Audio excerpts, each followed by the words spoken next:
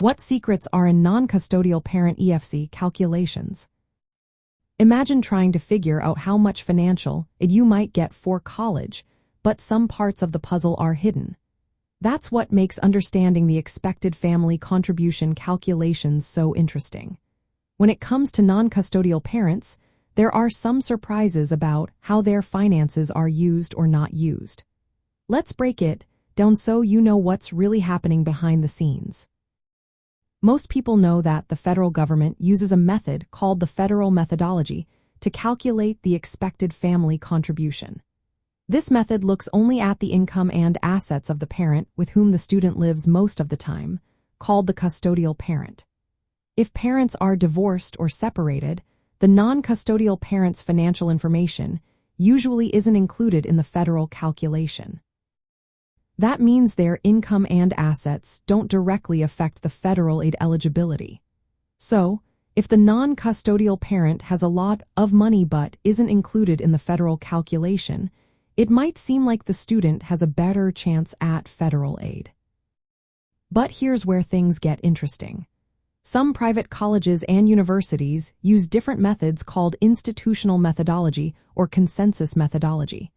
These methods may ask for financial details from both parents, including the non-custodial parent.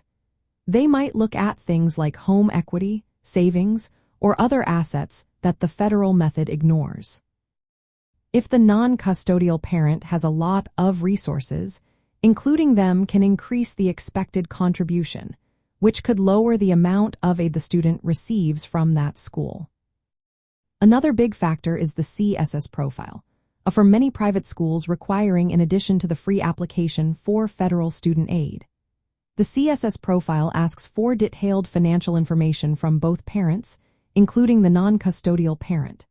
If the non-custodial parent's finances are included, the school might calculate a higher expected contribution, which can reduce the amount of institutional aid offered. This can make a big difference in the total aid package. Knowing these secrets can help families plan better. If a school uses the federal method, the non-custodial parent's finances won't matter much for federal aid.